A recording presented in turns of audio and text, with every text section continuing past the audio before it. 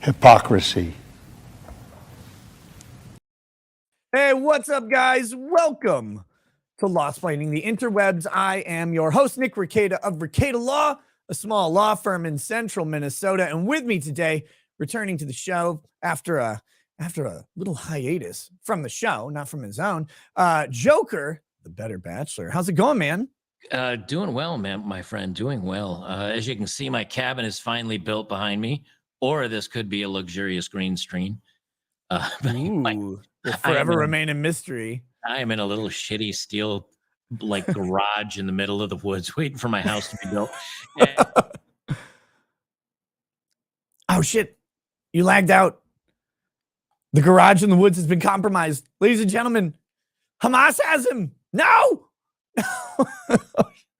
Well, as he sits there, lingers frozen, we will press on and see. Oh, yeah. Oh, there, you're back. Yeah, I don't know if it's my Starlink or if it's my my cellular. Let me. I'm going to disconnect real quick and I'll connect back up on my other one. See if that's better. Sounds good, man. So, guys, while we wait for Joker here, I'll pull him out. I think he got frozen. Oh wait. Oh, are you back on? Yeah, I got both a cellular router and my Starlink running 24/7. Okay. I just hop between the two. Gotcha. I didn't know if you had to pull out a StreamYard. No. I didn't know if you were any good at pulling out or anything. And I am not. That's why it affected me. I'm telling you, snip, snip, no problems, Mr. 5 kids. Is that how that happens? I don't know. Can't figure it out. How many you got? 5, yeah. 5. You leave it parked in the garage too long. That's what happens. Look, I heard about soaking and I couldn't wait to try it forever. In fact, I'm soaking now. Your wallet's going to be soaking with a wife and 5 kids. Let me tell you, brother. Yeah. Oh shit. Rumble is down. We have Rumble down. We destroyed it already. We crashed. Dude, we are. Oh shit. Yeah. Rumble is down. Well, I was joking when I said Hamas got him, but they might have gone after Rumble. Damn. Well, we'll soldier on here on YouTube. If Rumble comes back, hopefully it comes back with fury, but we'll just we'll go with what we've got. Look, guys, you know why Rumble is crashing, because everybody in the fucking world is trying to figure out what's going on in the Middle East. Yeah, and they're probably posting up everything that's uncensored and just raw. Yeah, and that's the thing. People are going. We see this more and more, but they're going to alternative media to get the truth. Actually, Joker and I were kind of talking about that backstage just a little bit, how everything has been so sanitized, and this conflict has given us an opportunity, a horrendous opportunity, to remember what the world looks like when things are not peace. And this has been an ugly one. And just a day long now. And we've got death tolls approaching 1,000, at least on both sides, I think. At least that's what they say. I mean, you don't even know. And that's the thing. That's why people are going to social media. They're going to Instagram. They're going to X, to YouTube, and to Rumble, of course, to find out what you can, the information that you can find out and draw your own conclusions, because we've been fed so much bullshit over the years. And I think, our generation and younger are ready for that shit to stop.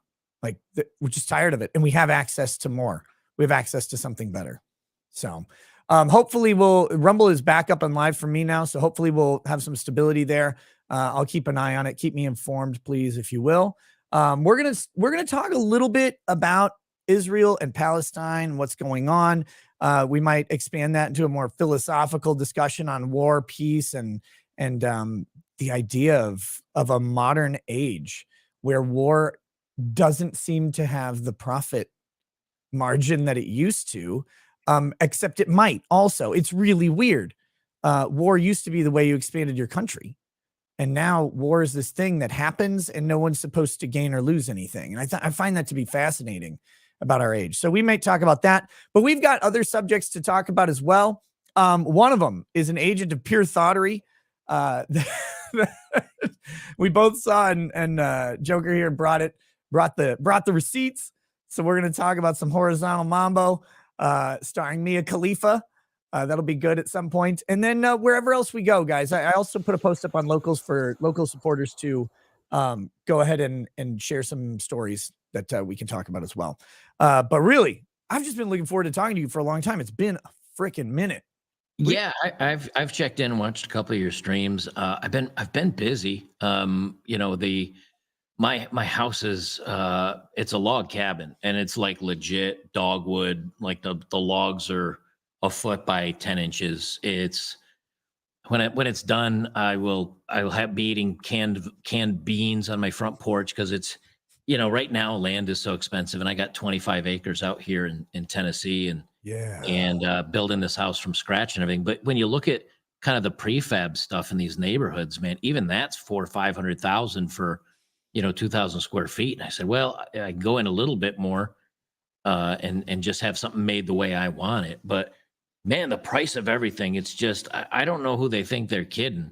But Dude, there's items I haven't bought in I don't know a year, and you go pick it up and you're like, this is half the size and twice the price. You know, yeah, it's insane, man. The first thing I noticed, just generally, 5 kids, was cereal. Cereal yeah, just went through the fucking roof, and I was like, $7 a box, man. and then everything else, just the beef, obviously, beef went skyrocketed. Ground beef is $5 a pound. It's like they used to be like top sirloin prices. That's up at like $8 and $9 a pound. If you're going for a ribeye, which is a true patrician meat, you're looking at 18 plus dollars a pound for some steaks. It's wild. But yeah, things have gotten insanely expensive. I'm so angry. I completely forgot you're in Tennessee because Mm. I was just You were just there. here, I know, and I was gonna drop you a little bit of hell for that. I was like, oh man, I missed him when he was coming here because I think it was Drac mentioned. He's like, oh man, you should. We were just there, and I was like, oh damn, man, I missed you guys. So Yeah.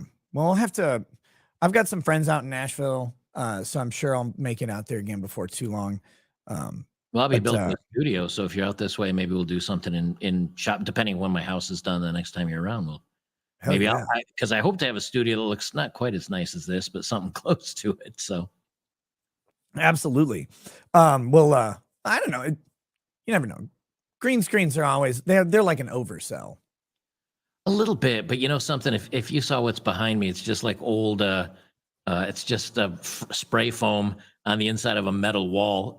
Closed cell spray foam and a little bit of 2x4 framing that I've done. I don't even have a good looking wall yet. So, eventually I'll get it. But I tell you, for now, at least I can pretend like I'm in a really nice house. That's okay. Behind my green screen is caged Palestinians. Are we allowed to joke about it during the war? Do we have to wait till after? I don't know. No, you got to start early. You got to start early. Oh my god. No, it's man, this is wild stuff. This conflict. But yes, I'm really pissed off that I forgot that you were out that way because I definitely would have seen if we could have connected. But next time, definitely we'll do that. God, I have so many reasons to want to go right back to Nashville, and like I've got to figure out when I can go.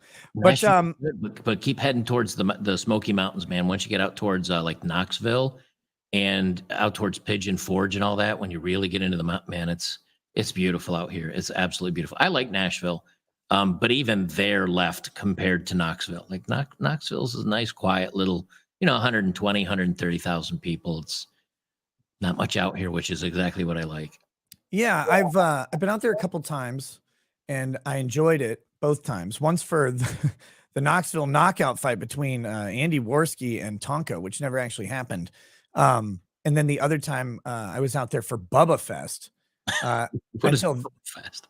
it was a Southern Heritage Convention, so they had they had a had anime voice actor that I know is out there. That was the main thing. But they had Chuck Norris, they had Dog the Bounty Hunter, they had Nicolaj Cousteau, the guy who played Jamie Lannister, was there. They had Kane Hodder. Sounds like a real must-see event. Let me tell you. They had the Flash Gordon guy, super nice. They Yeah, had he's actually a really nice guy. yeah, he was awesome, and they had what's the evil Asian guy in fucking everything? What's his name? Damn it, I can't remember. Is he the guy that was like in Tango and Cash? He's got the mustache and the long straight hair and kind of thinning up on top. No, I don't think it's him. It's the other one. He's the guy who played Shang Tsung in the Mortal Kombat movie. Oh, Your soul is mine. I got you. Yep. In his 50s, I think I know who you're talking about. Coster Waldau, you dumbass. I don't remember his name. Anyway. We only have so much room in our head. You know, you gotta prioritize space. Yeah, it was but it was fun. And then that guy got tagged for defrauding COVID relief funds, I think, or PPP loans or something, and like a lot. So I think he's gone. RIP Chris. Did not go well for him. You got to be in the government to be able to do that. I mean, you know. Exactly. Oh yeah, is Kerry Tagawa is the guy's name. Okay. But he was super nice. He asked me like, I was like, dude, I'm a big fan of your work. He's like, what's your favorite movie of mine? No, he said, what is your favorite movie of mine? And I said, Bridge of Dragons with Dolph Lundgren. He says, why? It's like, I'm about to weep. It's like, because it was the funniest answer I could think of. But he was really nice too. But anyway, yeah, so there's a couple chats I want to hit, and then we're gonna just jump right into this Palestine Israel thing, get it out of the way, because I know people are like reading about it and listening to it. I'm not that much, because I don't know, it's war, brother. Like there's not much to listen to other than shit's going off, and eventually they'll tell us that it's quote unquote over for now until it starts up again. Right. Team F Squid says, just wanted you to know that you're right about George Lucas. Israel versus Palestine's got Watto versus the Tuscan Raiders. No. Gaza Strip is raided. Israel. We will fight back with heavy interest. Levi the Welder says, morning, Binger. Only time I can see you live is when I'm in Europe for a business trip. Can I get a toast for my wife and daughter who I'm missing while on this trip and love very much? Use that Southern Collective I got you. That's Southern Collective. I don't think I have that down here. Southern Collective. I think that's up on my... Sorry, brother. I'm going to drink this Peerless, though. Peerless Kentucky Straight Rye Whiskey. Can I tell you I enjoyed the buy me a shot for $100? I was watching that, and I was crying watching you trying to maintain. That was one of your best videos ever, man. It was devastating in some ways. Those are fun, but I have to do them less and less because, man, I always end up getting myself in some kind of trouble for that. But to Levi, a toast to your wife and daughter in your absence, partying and enjoying themselves without having you brooding about the house. May they enjoy their peace and you enjoy your rest, even though you're on a business trip. But of course, be happy and joyful, anticipating being reunited. Cheers, brother. And then the Minuteman says, favorite chapter of Space Marines in 40K, minus Salamanders. Founding chapter, Salamanders is my favorite of the Loyalist chapters. I tend to go with Thousand Suns because they're hilarious for chaos. So, but if we're going favorite faction, it's whatchamacallit? The Golden Boys. I can't think of their fucking name. The Custodians. Yeah, Custodians. Okay, anyway, weird chats aside, and much appreciated chats, of course, but still weird. You guys are strange. Let's get into this thing. So hit me up with this. We were talking before. This thing looks a little batty.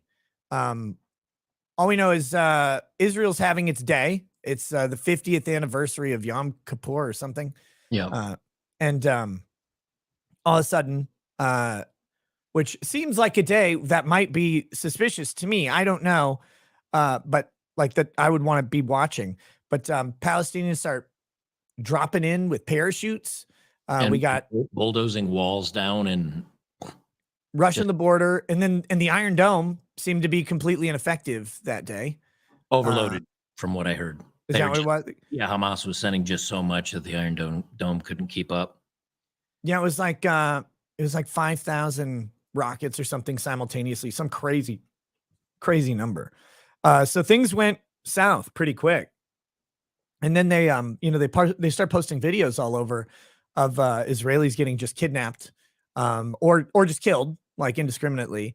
They were going through. I saw some videos of them going through just suburban areas, going into houses and just pop, pop, pop, going around. But then the thing that really pissed me off, like, because look, and guys, before anybody wants to get onto this like weird, who's at fault, Jews deserved it, Palestine deserves it. I don't really care. I'm not super interested in foreign conflict, and it's not so simple to me that I'm just going to pick some side. But so when I'm talking about this shit, like, and what's going on, it's not really about who's doing it to who. It's the idea of just doing any of this stuff is actually horrific. But the thing that pissed me off, though, is these feel good articles. Is like, Israeli woman stalls terrorists for 20 hours while waiting for rescue with cookies and soda. And I was like, the fuck is this? Like, why is this a news story? Where are you getting your news from? Good Housekeeping? Like, no, I get these. I have a couple like of those algorithmic news feeds. And since I always pick liberal stories to make fun of, they just send me bullshit. It's always from like Mother Jones and right. Slate and Radar Online and shit. Pink And news.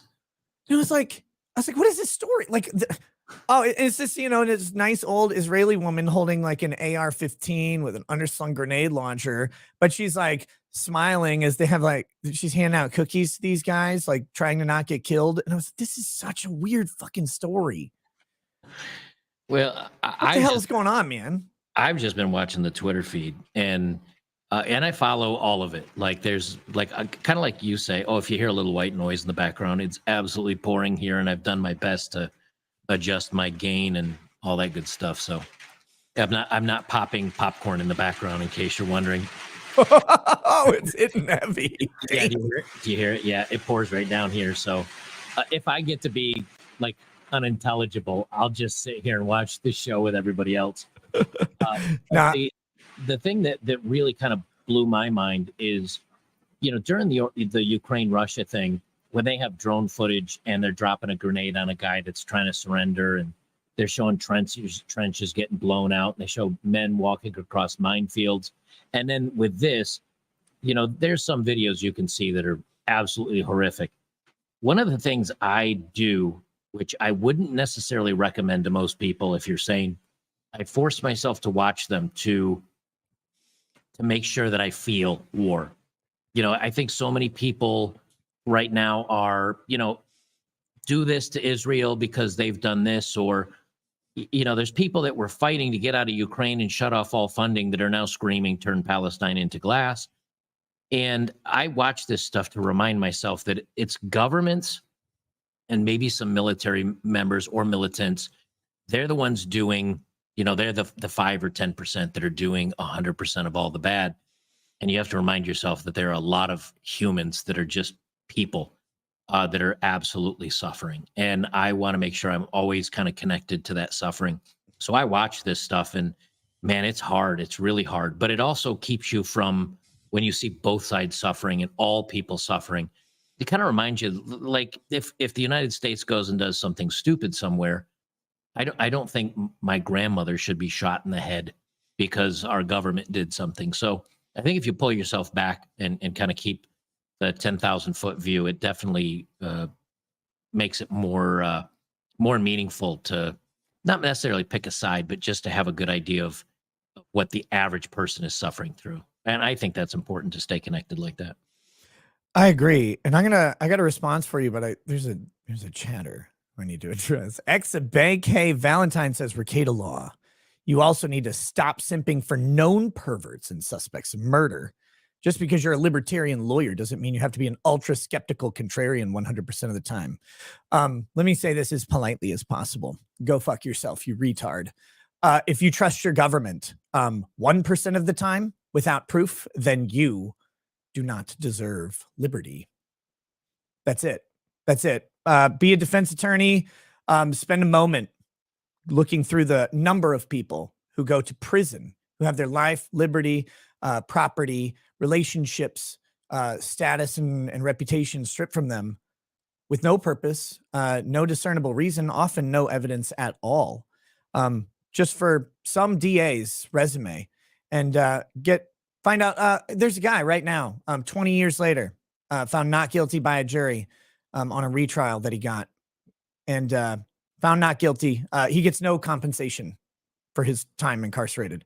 20 years. 20 years in prison, 20 years of not progressing, of not educating, building social networks, building business networks, no lateral moves, no forward moves, no climbing the ladder, no hierarchy at all, no changing professions, prison for 20 years. You think he comes back to like a family that he recognizes, a life? No. And I don't care that 98% of people who go to trial are found guilty, by the way. Oh, and part of the reason is because the not guilty people get pled out. They still get found guilty by pleas, but the pleas are better than the risks, so they take them. But that being said, that doesn't even matter, because that one guy, 20 years, what amount are you willing to suffer? What amount would you demand everyone else suffer for your 20 years if it happened to you? So no, I will never stop, quote unquote, simping for the accused by government or by Twitter or by the mob until you show me evidence. That's it. Show me the real evidence. And I have no problem with people being found guilty when they are. Not at all. But if the government can't prove the case, fuck them. I got to say, man, with the way they went after, I mean, Elon Musk said, hey, I think this time I'm going to vote Republican, but watch, they're going to come for me.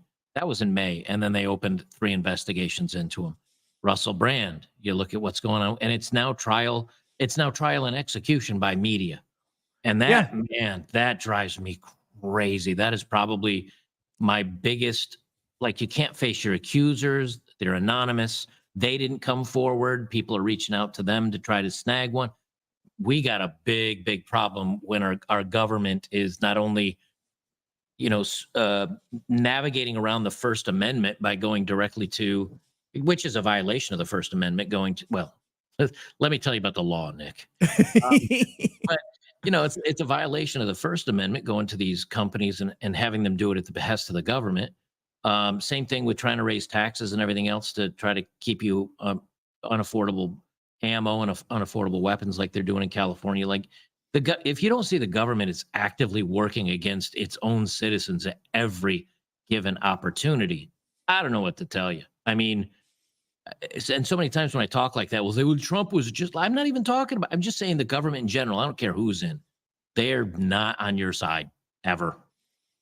Correct. Yeah. And of course, there's been some weird, like, I say weird, but there's been some pseudo celebration because Israel rolled back some of its gun restrictions. Gee. You can have 50 rounds now. Thanks. That's 3,950 less than I actually want. Thank you. Yeah, it's and everybody's like, oh, lot, yeah, see, and it's like, well, it's a little late though. Like, I don't think that right now, I don't think the Israeli government is too concerned about the amount of magazines or the amount of rounds in your magazines, but they were 4 days ago.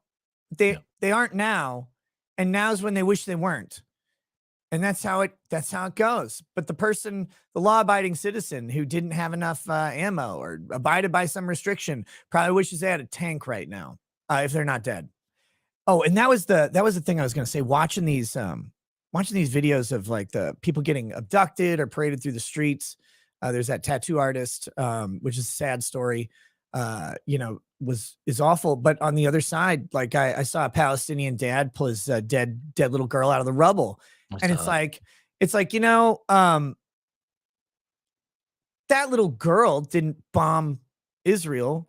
Like she was that father. Neither did that father, Right. She was probably being propagandized into it, I'm sure. Like that's the way it goes. It's all about generational indoctrination. That's how these conflicts last so fucking long. Because the reality is, kids don't want to like grow up in violence usually. Right. They have to learn that that's what life always has been and always will be until you eradicate the other. And it just comes from this bitterness and the systems on each side that perpetuate it. But like she's dead now. That applies to both of them. And I doubt either of them had any real participation in the violence. Like, I think the one girl was actually from Germany. Like, she lived in Germany. She was there for like the Israel Burning Man or whatever. Yeah, And she was German, and she was at a peace festival near the wall, and I think that's fireplace is roasting me now. Um, it's like, oh, I'm kind of cold and I'm hot, and maybe it's menopause. I'm kind of near there, I guess. Um, probably. but yeah, it was some festival, and I saw some footage that was captured during that, and man, just I think the big difference, and I was talking to somebody earlier about this. Maybe both sides are equally as bad, but one side's bragging about it, and that's Hamas. You know, they're putting all this stuff forward and bragging about it, and I think that's why more people. It's and again, I'm not saying anybody's doing anything. You know, I'm just saying what I've seen, and when you see Hamas, like, hey, look what we did.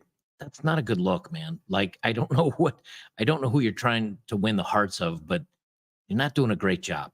That girl was pretty broken up, and her limbs pointed in directions that aren't natural. That's probably Yeah. you don't want to be high-fiving and spitting on her at that point in time, I guess. Yeah, it's a weird situation. And again, like I'm certainly not an expert on any of those subjects, but I just see violence like that, and it's like you said, you try to you make yourself watch them, and I would do this every now and then. In the past, is I would go and like watch horrific videos or whatever, because we live this nice kind of padded life for most of America. You don't see it even in the very violent areas, crime areas and stuff like Chicago. It's not the same category. It's Right. usually transactional violence. You know, it's a territory dispute, it's a pop, you know, it's a shooting or whatever, but it's not gruesome and hate filled in the same way, which is it doesn't make it any less bad, but there's just a different character of evil to it. The malicious Um, intent. I yeah. think that's what's bothersome. The other thing too is that, I can watch a guy, I can watch two military combatants go at it, and it's hard watching someone trying to surrender and they get wiped out anyway. You go, man, that's a rough way to go. But I think people instinctively, myself included, instinctively react to pets, animals, children, and women because we look at them as, as weaker and not able to defend themselves as well. And so we look at them automatically as like hands off. That's easy prey. Don't do that. And I think that's what's bothering a lot of people right now, especially is it's not just military combatants that you see being harmed on both sides. You're going to see a lot of human suffering, and there's no good that comes out of any of this. Yeah, it's nasty. It's nasty. And I love seeing the stuff in the chat like you guys don't understand, they hate each other. It's like, well, yeah, it doesn't make tragedy less tragic. And I get it. I get the concept. I get the emotion. I get the rage. I get the justifications. Both whatever side is going to have all of those things in droves. That's what most of the world is not at war most of the time. Even though there's a lot to gain from war. It can cause economic booms. It can cause acquisitions of property. It can change alliances depending on how it's done in very positive or very negative ways for your enemies. You can do all sorts of stuff. It's an amazing tool of political change, and yet most of the world chooses not to engage in it most of the time because it does require the manifestation of public political will to bring death to your shores. And so, like I get the notions behind it, but like preference of mine would be not to have it. It's also such a waste of human capital, and it's frustrating to see that. And it's a waste of like infrastructure and money. A lot of it's going to be ours, by the way. A lot of the money going to rebuild whatever side of this, both sides of this will be us because we'll be both sides of this. Absolutely. Israel is a U.S. ally, and Palestine is I mean, frankly, it's a liberal soup kitchen kid, man. They're gonna dump money into down the throats of both of these countries, build up their arsenals so they can go back at it. Like we're going to be a primary reparator and instigator of that. And You know, that sucks that I'm paying taxes, Joker's paying taxes, you guys are paying taxes into that fucking system. But that's it. But to me, man, I look at it and I go, Jesus Christ, I never want to pull my kid out of a rubble of a building, or I never want to find out my kid was at a concert and got kidnapped or mowed down by insane extremists. Or in the same way, my kid was in a, near a hospital or whatever and gets grabbed by an IDF soldier. I don't want that either. It's a fucking mess. But I'm here watching it. What I find amazing though is where we have come, where now who can you trust? I mean, you mentioned you're watching Twitter, and I don't know, half of those videos could be construction accidents from 3 years ago. You would never know the fucking difference. And not mistaken, many actors have been caught doing that over the past decade because they are instigators, they are propagandists, and there've been videos showing like these tragic scenes, and then it kind of like cut scenes, but the camera keeps rolling, and the dead start getting up and walking around and rearranging, and that shit's weird. So, where do people go, man? What are you supposed to do? Just gather it all? Well, I think that, in the past, well, even if you go back here just recently, when the COVID stuff was going around, there were videos of people, and they show a field of 48 sheets, and you see one sheet kind of getting retugged up over someone's head, and you're like, wait a minute. So even the mainstream news does that stuff. I think the difference is now they can't paint the picture that they want to paint. That you can see every side of the canvas, all the different colors, all the different brushes that are being used, and then depending on how invested, like I'm not invested, you're not invested. So but if I found out, like, if I had family on a little island in the middle of the ocean, and I found out that country X just, glazed that over, and I lost all my loved ones, I can see very easily why I would say, I don't care what's going on. You need to eradicate that country. Those people are evil. Remove them from the face of the earth. I get why both sides are saying this. But I think because I don't have any direct skin in the game, I more look at it like I'm going to gather as much information as I can. I'm going to try to be accurate. I'm not going to make any statements. That's the key. I think a lot of people get wrong right now is they say, well, here's what I think. No one cares what you think. You're not in the know. Now, if you're in the know, great, talk about it. If you're some sort of an analyst, or you live in one of these areas, or you got family there, great. But like I'm an idiot out in the middle of the woods. What I want to say about it doesn't matter to anybody, so I just shut my mouth and I try to gain as much information as I can. My worry is that the last time you kind of saw people get whipped up like this was after 9/11.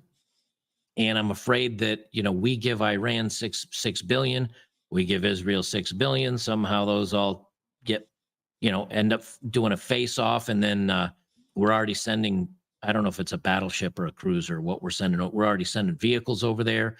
And next, bada boom, bada bing. Now we're getting into it with Iran. And then Iraq's got something to say. And, already in a lot of these big cities, whether it's London, whether it's Sydney, Australia, whether it's New York City, you're seeing two groups of people that are, at war in other countries. They're here too. And they're standing on opposite sides of the street yelling at each other. At what point does that start popping off here in the United States? We got an open border. We really in a bad financial crisis, and nobody realizes it's like, hey, in one day, we just increased, our debt by almost like $250 billion. I mean, that's $250 billion. $1 trillion a year deficit was bad. 2 was unthinkable.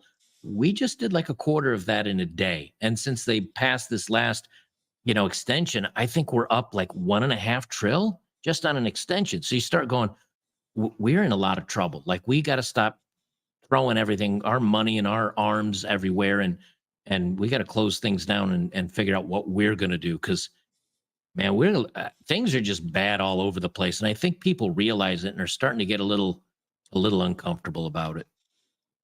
Yeah. And it's, that's the terrifying part is because look, Israel and Palestine, I made a joke on Twitter yesterday, and I don't know if everybody got it, but I was like, I wonder if this is the attack where Israel will finally be like, you know what? Yeah, we'll leave. It's like, It's like they're not going to go. Like that's the problem for Palestine, is that there is no thing you can do to make Israel leave Israel, and other than total occupation, control, and eradication. Same thing for Palestine. They're not going anywhere, but no one's going to let those borders change. Like, Right. and I'd started to get into this on I think it was on Flashcast on Saturday, if I'm not mistaken.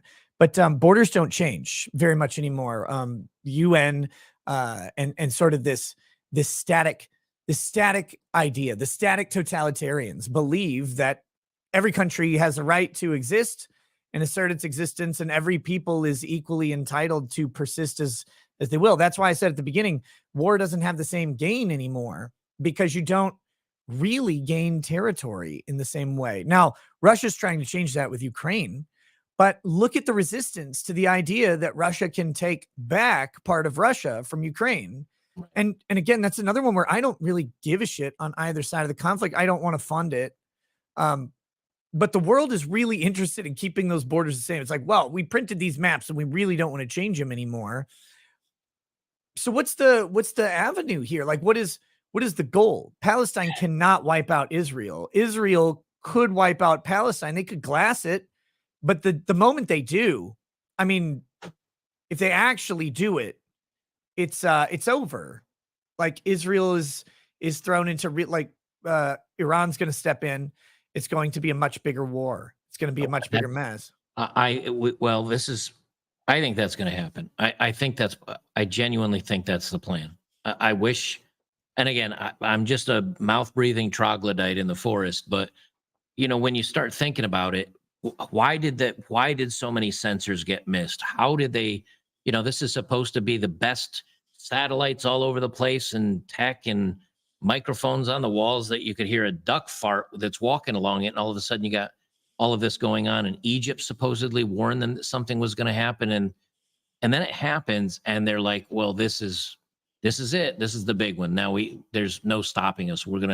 Well, Iran's not going to be okay with that. Egypt has said, we're not getting involved with this, but where are the Palestinians going to go? It's not like they really only have one exit, either into Israel or into Egypt. And Egypt's like, nah, we're not. So you're just going to.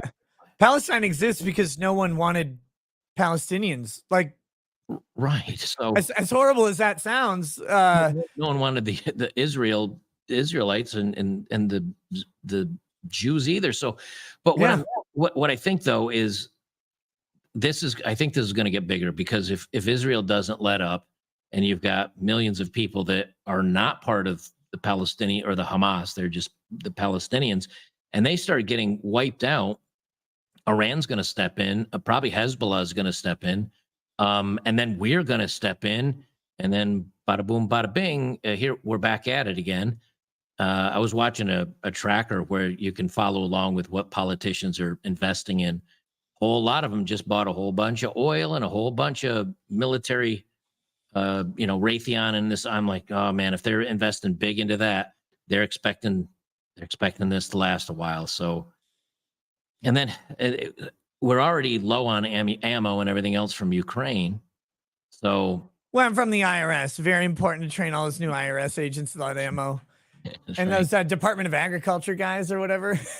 You ever see those videos of the fat like Department of Ag guys where like the vest just looks like a bib from Rib Day, and they're like, "We're walking through the door. Inspect your crops." One of the IRS agents got shot in training and died. Like, this is what happens when you hand accountants weapons. What are you doing? At least he knew how many bullets he had left. Yeah, well, let's see, 16 bang, dead. Well, okay. We got 15 bullets and one less. Only 86,999 agents left. Whoopsie.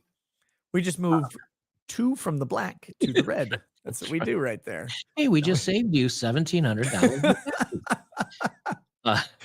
R.I.P. to that guy. But then, and I'll just leave it at this. Then you got China. That's like, wow, U.S. is spread pretty thin. Let's go knock on Taiwan's door. I mean, it's not good. Not good. Yeah, and that's the whole thing about this is not It's not about who's right and wrong. It really isn't, because the interested parties don't give a shit either. Right. Like, it's not that they care deeply about the Palestinian people. It's that Palestine presents an opportunity to justify an action of some sort, to justify a transfer of money, a transfer of weapons, an alliance with someone else, a new friendship, or ultimately a military action somewhere. I mean, that's what all of these things are. These little conflicts in this tiny country amount to these global waves, the butterfly effect, but it's an intentional butterfly effect, with each side going, oh, thank God, one less of them and one more excuse for me. And that's the sad part, is because, again, looking at the humanity in all of this is so much different than looking at the politics. Humanity is people suffering and living, even the fear alone leading up to this, that both these countries live in, both these people live in, is something we don't really have unless you live on a border town and have a demographic that's susceptible to human trafficking or something. But otherwise, most of us Americans go through our day without any sort of care in the world. We're not going to be invaded in the same capacity. No one's going to literally run a 700 yards and then start popping and shooting your kids. Unless you're in Chicago. They're not running 700 yards. Maybe a 50-meter dash. No, but it's like no, it's just not happening for the majority. And I was talking the other day about how low crime actually is in the US. Like, even US with the worst murder rate ever, it's still monumentally tiny.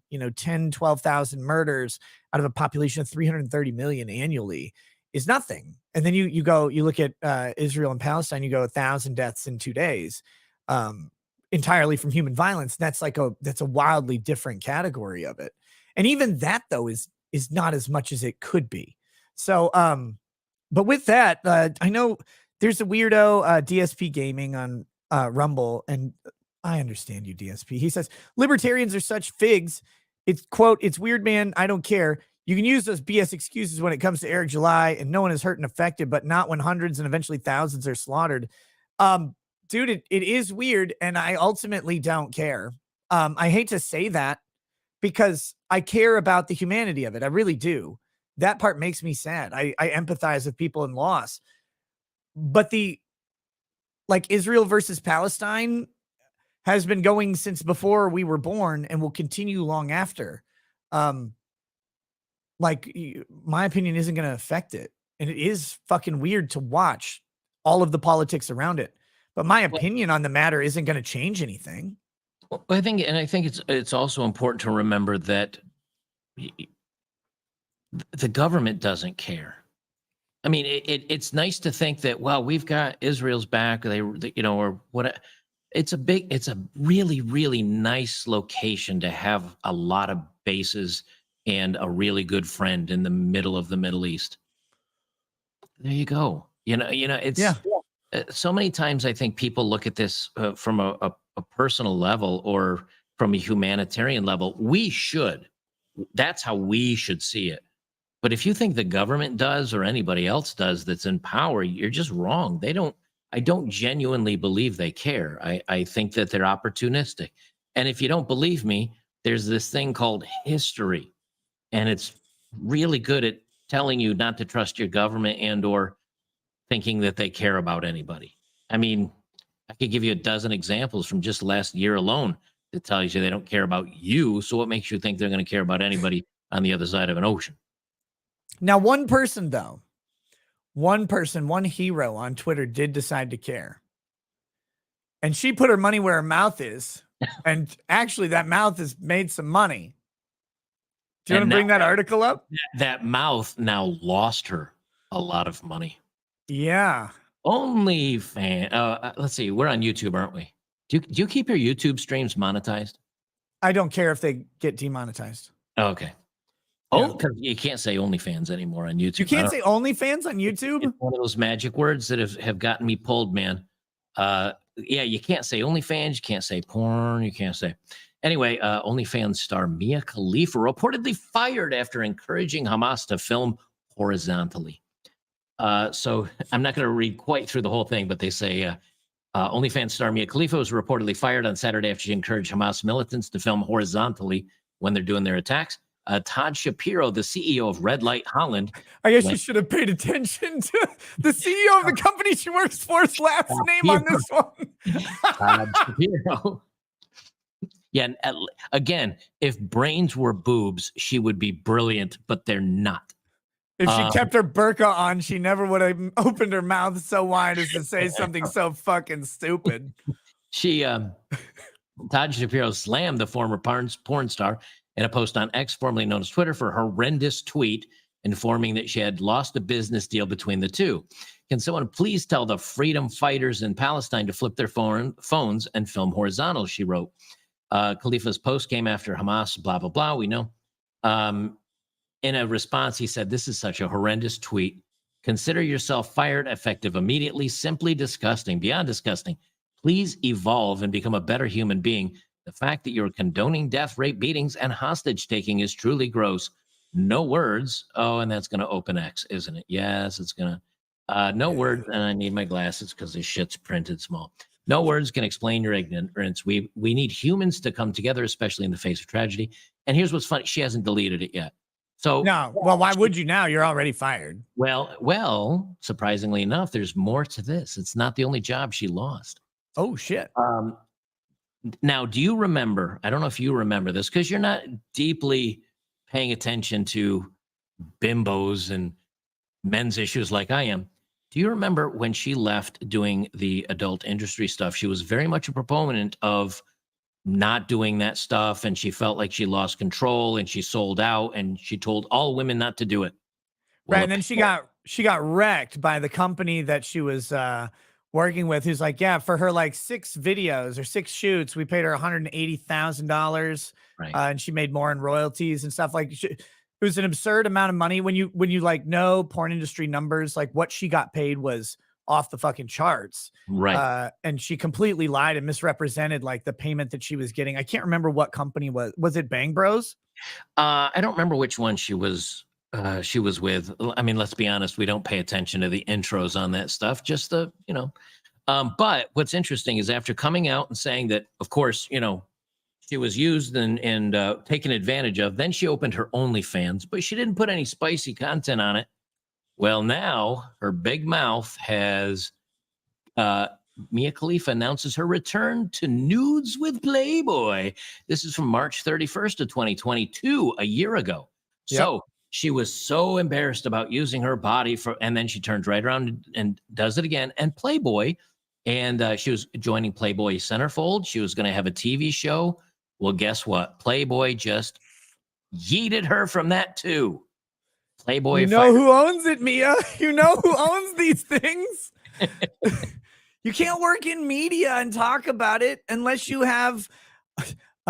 the Jews who own your media company are pro free speech. Yeah, and even if they are, considering everything that's happened over the last, day, they say, "Dear creator community, we are writing today to let you know of our decision to terminate Playboy's relationship with Mia Khalifa, including deleting Mia's Playboy channel on our creator platform.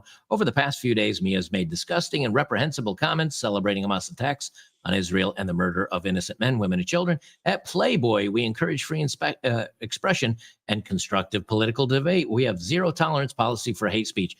We expect Mia to understand that her words and actions have consequences. We included the letter we shared with Mia below." Thank you, the Playboy team. Now, here's what's brilliant about this. What's beautiful about this. Why would she think Playboy would be okay with the murder of young girls? The best part about this whole damn thing, Playboy just told you to get your shit together and grow up. Playboy did. That right there tells you all you need to know.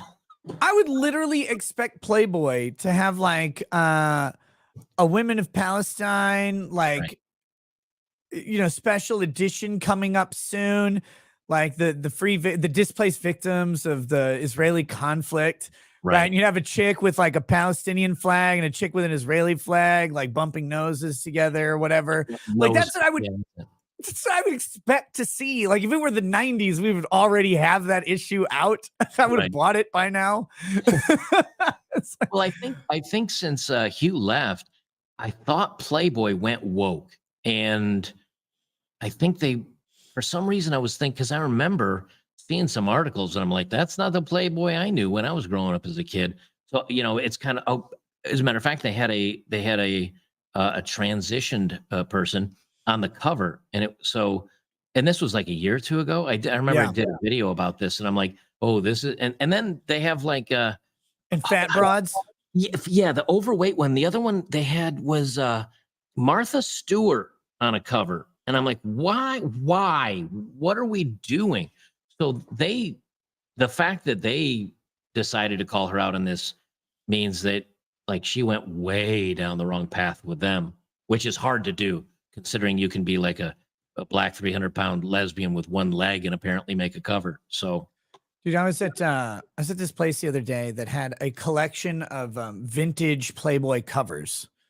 Like not a ton of them, and none of them were nude. But they had like 3 or 4 that were Jenny McCarthy, and it's like, wow, Jenny McCarthy was fucking hot back then. Like you remember. But anyway, one of them was like Big Beautiful Women or whatever, but it was from like 1983. like Kim Kardashian. They're like 4s. Yeah, they're like size 4s, not 4s on out of 10. They're like size 4s. Like these chunky chicks are ready for you. And I'm like, they look like supermodel thin now. Yeah. But then you look at the next cover over and you're like, oh yeah, no, that's what women used to look like. I forgot. That's how it was. But I laughed so hard because now it's like, oh, well, no, Playboy has always celebrated, healthy sized women or women of size or whatever. And it's like now that chick's like a size 41 or whenever she's rolling through. It's like, no, that's not the same thing, man. Like she's wearing the bikini under a fold versus actually on her body where you can see it. Big girls today, big girls in the 80s had breakfast. Like that's what it was. Right. They were bloaty that morning. Oh God. But I was crying. I do movie nights over on Locals every Saturday, and I just grab a couple of movies and stream movies, and I talk over 90% of it. I just put up the subtitles on there, and we did the original Halloween. And man, you go look at like not only just Jamie Lee Curtis, but like all the other women in the movie, and all of them are like these little petite, tiny, perky. You and I are like this on the big girls. You know what I'm saying? Like we're not into the big girls. They're all like, even the average girl that didn't ever touch a weight had muscle because she was just thin and everything bounced nicely instead of swinging like udders. And it's just, and you go back and look at that old stuff and you're like, everybody was thin, everybody was in shape. And it wasn't just like, even the extras. You go back and look at pictures from Venice Beach in even the 90s, 80s and 90s, and not just the people on the beach, like the old people walking around. They weren't on mobility scooters. They were just normal sized people. And then I stand up and look in the mirror and I'm like, oh shit, I'm becoming one of them. I need to stop it. But it's you got to stop eating. Once you see it, you just stop eating. That's all there is to it, man. That's all. But it's just, you don't appreciate it till you go back and you look and you're like, oh, every woman that you see is like, that's a pinup. Not anymore. Yeah. It was crazy. So last night, I do movie nights on Twitch on Sunday, and Twitch lets you stream the movies, and they do it through Amazon Prime. So like they actually stream it to everybody, and there's no copyright issues or whatever, because it's not actually streaming on Twitch. It's adjacent, but they just put it in the same window for you. Yeah. And we watched Caged Fury from 1990, which is one of those 90s like women go to prison, get abused movies that like they're only in there for like the 15-year-old kid who had a TV guide and was looking for the N next to the movie.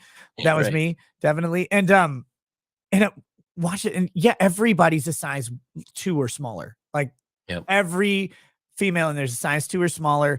There, half of them were like vintage porn actors, and then the other half were all pinup models or whatever. But it was just like, this is what movies used to be. It also ends up like, it starts off kind of like, okay, it's schlocky, I get it, like it's exploitation, but the second half of that movie is so fire. It was amazing. Like when that really kicks off and the action gets going, it was the funniest shit I've seen in a long time. And it's like, movies used to be like this. They used to just be fun. It used to be fucking fun. Oh God, it was great. Well, it was amazing. you watch them and you go, wow, this is stupid fun, or this is schlocky fun, or the horror movies. Like I went back and watched Nightmare on Elm Street, eye-rollingly bad. You're like, oh my God, and this scared me as a kid. They're great now because they're horrible. They're all horrible. But the difference is too, the gals back then, they were like 98 pounds when they had a C cup or a D cup. Brother, you knew it. Today, these big girls have it, and you're like, so what? Yeah, it's it's weird. Kim Jong-un says, "Wake me up when Israel and Palestine has the numbers I've got." And then he has, damn, throwing the gauntlet down. The Mia Khalifa thing, like I almost put out a joke tweet about it. Like she's just used to everything in her life being horizontal. Like, but Right. but then I was like, I don't want to actually give her that much credit because she didn't really do that much. Like she's so emblematic of the porn industry, but she really wasn't in a lot. I think if you watch everything she did, the only thing she did is lay there. I don't remember her doing much, because you'll see some girls working. I don't. The only thing I remember her doing is just laying there. When she really, like, when you look into it, I think it was the Bang Brothers Network. I think that's who it was. But she literally did like 6 shoots. Like that's the extent of her repertoire or something. Because when I was reading the articles about it, I was shocked at how little she was in for how much she's talked about. Yeah. And it was just like because she was Arabic. But the funny part about all this is like, okay, so ignoring all the American irony of this, or Canadian as it were, because I think she's Canadian. But I thought she was from Dubai or something. I mean, I think where she lives now. Where she lives now. Oh yeah. But I think she's in Canada, but it doesn't matter. The North Americanness of it, like, oh, you're fired over your words. If she were to go to Palestine, she wouldn't fare well, and it wouldn't be her employer doing it. Like, what the fuck? She'd get off the jet wearing some low cut thing and no head covering, and she'd probably be raped a couple of 100 times, the first 100 when she's alive and the second 100 when she's dead. Like it would not turn out well for her, and that's the group she's supporting in all this, ironically. Oh, she's Lebanese. Oh, okay, same but thing. Yeah. But again, you want to support. At least Israel would let you be who you are. Yeah. But she's like, no, good job, Palestine. It's like, dude, you're gonna get the you next with knife emojis. Like they don't care about you. They can't. No. Oh, they throw you on a heap of the other Jews. Well, I think technically their way to do it's throwing you off a 7-story building head first. So yeah. I almost made a shout it from the rooftops joke, but I didn't do that either. You should have. Man, I don't know. It's you never know what's gonna actually get you thrown off of Twitter these days. Like, because I think it takes a lot to get thrown off Twitter, though. Camelot, my friend Camelot got thrown off because he shared a story. It was a news story of a guy who someone broke into his house and he captured him and raped them. And he shared a news story and he said, "Let me be clear, if you break into my house, I will rape you." And he was thrown off of Twitter, permanent suspension for threatening violence. Oh, come on. It's a joke. Like it's the most obvious joke I've ever seen. This is where we are today. It's just, yeah. And the problem is Twitter, like all the rest of them, it's a business, and they're not. I mean, I appreciate Elon, and he's trying to do what he can, but they got to sell the ads. And if they're so, and here's the funny thing. If Twitter said, "Look, people know that if your ad appears something next to it, it's no type of promotion or tie-in. It's just weirdos that are trying to make you feel bad about it.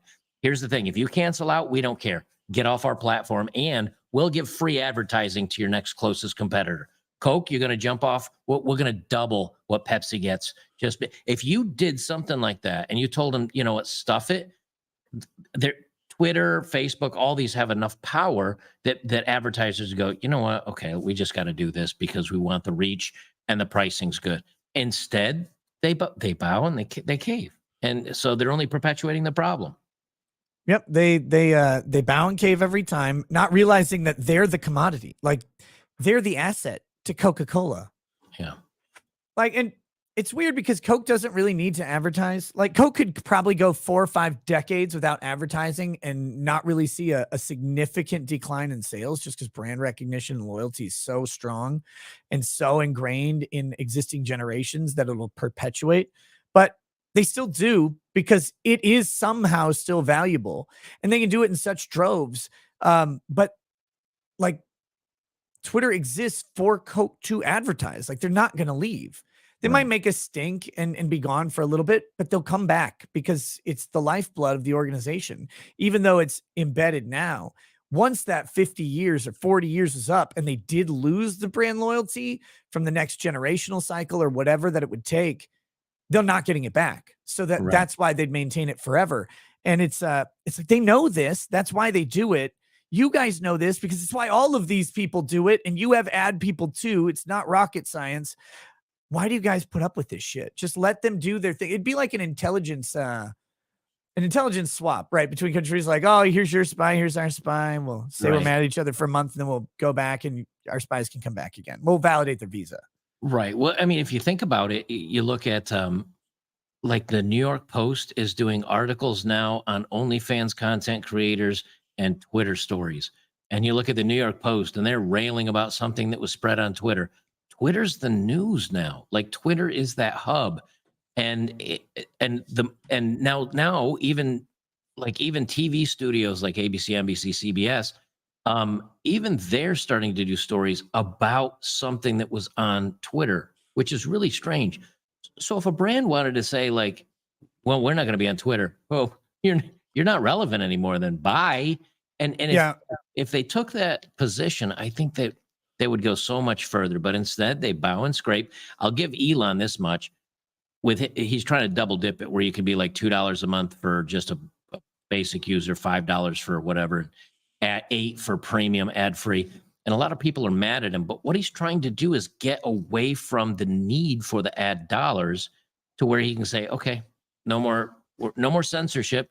And if you want to censor and not advertise, we're independent. We're good. So take your crap and go home. I think that's what he's honestly trying to do, is find a way he can regain the power over the advertising and then truly have unlimited free speech. Well, if he does what he says he wants to do and turns X into the everything total platform, it'll be terrible. It'll be a garbage platform. Like, it'll wash out, but it'll be I agree with it'll be devastatingly sustaining if he can do it. But man, I don't know if I agree it would wash out. I mean, imagine you have a tab for Twitter, and then the next tab over is payment process or video, like a YouTube. Like, so you got your news feed, next tab over, even on the phone, you can do tabs. Next tab over is your videos, kind of like YouTube. Your next tab over is your payment processing stuff, if you want to send or receive money. And your next tab, you do that. And then it's like, oh, my video's got this number of views. My money's right there in this account. I can transfer it in, transfer it out. I see what he wants to do. If he does succeed, I don't know. I think it could be pretty big, especially if he's going to pay ad dollars and ad revenue to people putting up videos and he's sharing revenue depending on how many views you get in engagement. It could really be devastating, but it also might take 10 years and something else might be out by then. Who knows? Right. That's the danger with the Everything app, is once there's a shake in the market, you're not on it.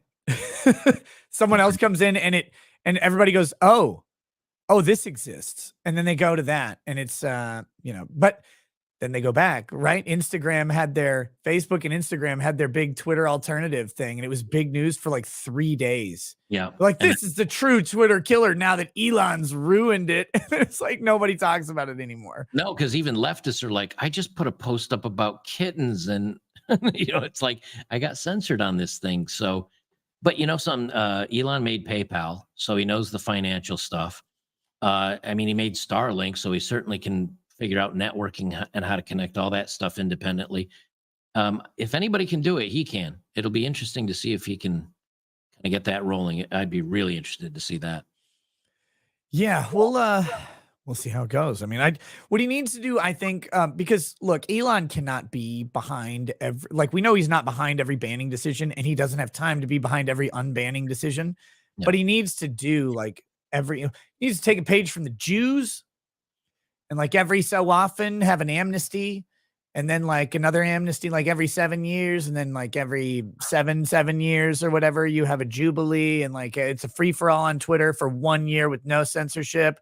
Like that'd be funny, but if they did it in like not in year periods, but like every 7 weeks, everybody got reinstated, and then at the end of 49 weeks for 1 week, it was a free for all, like the purge, and you could just tell every stupid, ugly trans activist exactly how fucking shitty they are. Just the death threats just fly for 1 week. The suicide numbers in Canada somehow spike above Canadian population levels. And then after that, Twitter's in peace for, the next month. It'd be great. Just let people get it out of their systems. Just let it go. Or just do it cycling where you can be a complete monster and then have 3 get dropped where they say, hey, you better behave, and then unlock it, but don't tell them it's unlocked. And then it takes a while for people to get bad again, and then you kind of knock them back down. So really, you'd only be maybe censoring 1 out of 100 or 3 or 4 out of 100 posts, but you knock them down hard so they get a little scared, kind of like YouTube does. Like the other day, this is so funny. Now, what can you say? Do you have to say fig, or can you say the British word for cigarette? No, you can say Trudeau on here. You could say fag. Okay. So the other day I was doing a video that I was going to upload to Locals, and then I was going to upload to YouTube. And I said on the one that I was uploading to Locals, I said, one of the things I love about Locals is if I want to say the words like fag, or if I want to call someone a retard, I can do that over on Locals, or I can go so far as call someone a retarded fag. But on YouTube, you can't kind of do that kind of thing. So I upload that to YouTube. It was my end rant at one of my videos. And then on my YouTube one, I took the time, I edited it, and then I uploaded the Locals one to YouTube. Oh, no. And here's what's funny. It didn't get demonetized. And I'm like, how is this possible? I've been demonetized for so much less on so many more videos, and this one's like coasted right through. And somebody said that they turned on the closed caption because YouTube will automatically like close caption it if they can understand you. They said it just put asterisks like censored words, so it knew I was saying something that was not, that they wouldn't change into caption. Still monetized.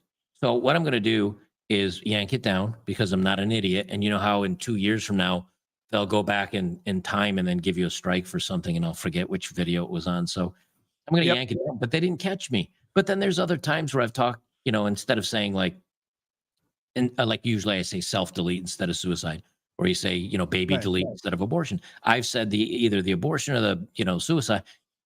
Done. For just saying it once in the middle of everything, and then I get away with retarded fag. I'm like, okay, I don't even know anymore. I got nothing. It's a strange world, man. You never know what they're going to enforce. I've had a bunch of videos flagged for adult content and these videos are like 2 years old and stuff. Right. It's like, what adult content? Like, why is this 18 plus age restricted? I was making fun of Supreme Court justices or whatever. Like, you're like, oh man, he's such a boob. Bang. It's like, really? Yeah. You never know. I did have one restricted the other day because I showed someone get shot, I think, on YouTube. It wasn't bloody, but they got shot or stabbed. Speaking of which, we do need to flop over to Rumble. We're a little over an hour here.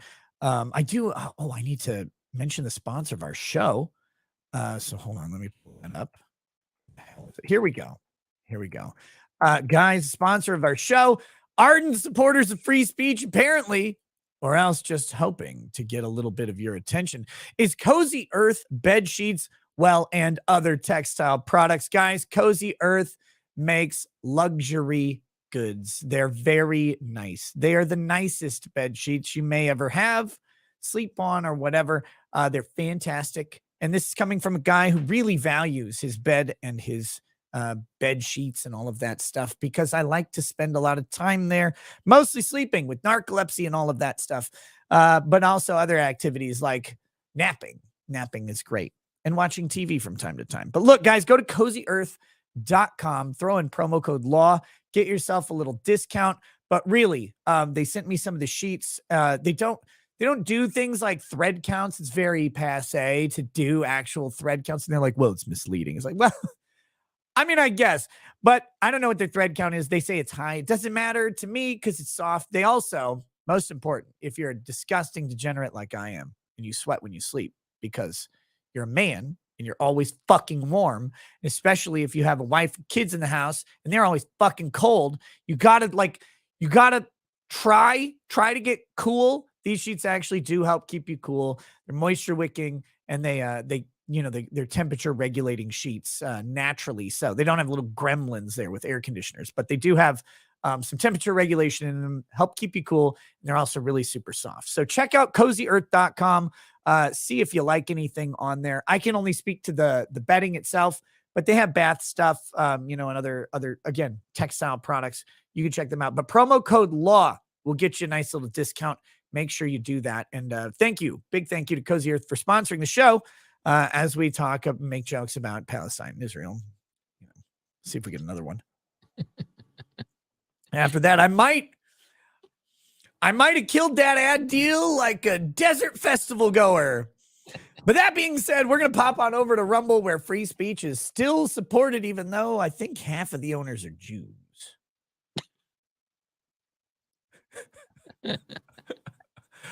I'm hoping I got invited to a Rumble event coming up here. I'm really going to try and make, because I haven't been able to make it to any of them. They tell me, they send me the invite like a couple weeks before the event. I'm like, dude, I got kids. I have to plan out months at a time to go to any of these things. But this is the first one I've actually possibly been able to attend. I think I got the go ahead from the wife. Like, yeah, I think it'll be okay. So I have to decide tomorrow if I'm going, but man, if I am, it's going to be fucking cool. But I can't announce it or anything yet. Anyway, I'm really excited to go meet some more Rumble people. They're actually really nice. Everyone I've met there is fantastic. And, they're a cool platform. I really like them. I don't know why on earth they keep me around saying what I say, but they do. So that's that. But we're going to go over there, guys. The link is in the pin chat. It's also in the description. If you're just a YouTube person who isn't going to follow us over to Rumble, make sure you subscribe to a Better Bachelor. Find out what these men and women are doing out here in the world that you probably don't live in. I don't live in, but it is wild. And there are very few people who cover it as well. His videos are always hilarious, always insightful. Along with the comedy comes some wisdom and some good commentary. So go check out Joker at Better Bachelor. If you don't already do that, then I don't know what you're doing with your life. But we'll see you guys on Rumble in like 25 seconds. Peace.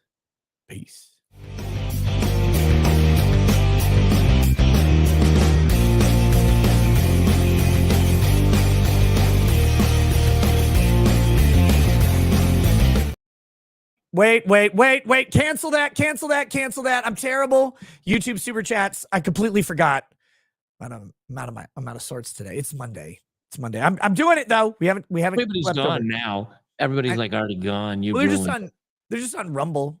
So the people who haven't switched because I'm watching the numbers. We're at 70. Where's it going? Just a whole shitload of people just joined. It's like going up 7,400, 7,381 over on Rumble. And so the people who aren't over there yet probably are just waiting on YouTube. But let me hit these real quick. The people over on Rumble will still see. Gotcha Son says, boomering things. True. Wahaha 9000 says, my wife is going into labor. First child, hoping everything goes well. Go get it, brother. Already got it. Prayers and that's true. Now it will get you. I mean, you're going to be broke for the rest of your life, but prayers for a healthy delivery for mom and baby. And, everything goes smooth. That would be fantastic. Brian Watkins, Palestine is now asking for UN help after the Israeli counterattack. Oh, I don't think the Israeli counterattack's over. Oh, no. Shugi Show Live says, I did a 7-hour Rumble stream showing live what was going on, but I had to use live feeds on YouTube. So people only watch Rumble. They miss stuff. Well, they don't. They found your show and watched the stuff that they got it curated directly to them. That was nice. That's the thing about democratized information is you may get a curated list, but if you know the curator, if you get a chance to build rapport and trust of the curator, then you get the curated list that you trust. It's not necessarily that it's the right one or whatever. It's just that it's the one that you come to expect something from, and you can adjust your reception of that information accordingly. If you get your information from me on a subject, you know what I know about, what I don't know about. You know my political opinions, my personal opinions. You have ideas about my morality and perspectives, not left, right, but like libertarian versus authoritarian. You can take all that information and kind of discern what my opinion, what is informing my opinion and how you do yours. But that's all about having sources that you trust. And that's all about getting those sources back to being small rather than these giant corporations, which are just looking for, investment dollars. Contrarian says, has the guest read Suttree by Cormac McCarthy? Suttree by Cormac. No, I don't think I have. No. Wow, you uncultured swine. Hey. I only say that because neither have I. Bad Dragonite says, about a day after the attack and the Taliban said they were going to help conquer Israel, Afghanistan's got hit by an earthquake that killed 2,400 plus people. Yeah, earthquake looks fucking terrible. Not a good place to be. Ellie Van says, weird chats, you say. Correct. Bad Dragonite, 40K questions. 1, do you think Constantine Valdor is a bad guy now? Impossible. He is pure as a driven snow. 2, since the emperor was Alexander the Great, does that mean that the emperor is gay? Yes, the emperor has always been gay.